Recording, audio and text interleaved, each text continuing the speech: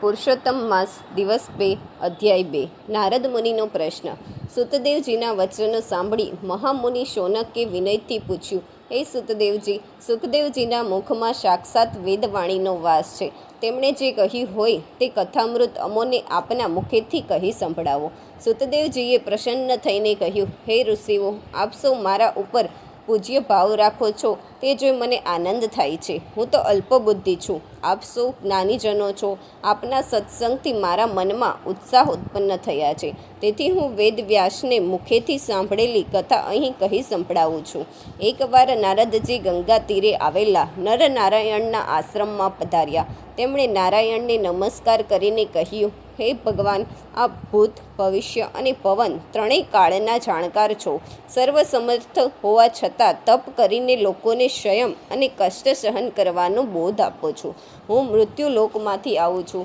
ત્યાં મનુષ્ય અત્યંત દુઃખી છે, તો તેમના દુઃખ દારિદ્ર્ય દૂર થાય તેવો કોઈ ઉપાય કે વ્રત હોય તો તેનો સારાંશ મને કૃપા કરીને કહો.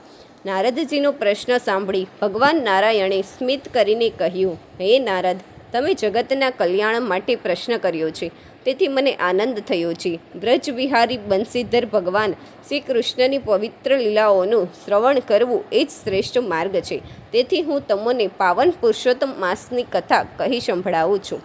નારદજીએ પૂછ્યું, હે પ્રભુ, આપ કહો છો તો પુરુષોત્તમ માસ કયો, તેનો મહિમા અને તેના અધિષ્ઠાતા દેવ કોણ છે તે મને વિસ્તારથી કહો.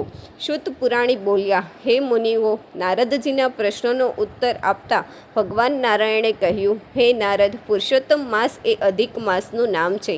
તેના અધિષ્ઠાતા દેવ સાક્ષાત પુરુષોત્તમ ભગવાન છે.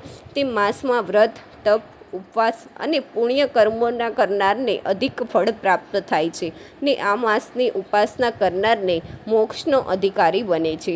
સુત પુરાણી બોલ્યા, હે મુનિજનો, તે પછી ભગવાન નારદજીને મૃત્યુલોકના માનવીઓ ઉપર કૃપા કરીને પુરુષોત્તમ માસનું મહાત્મ્ય કહેવા લાગ્યા.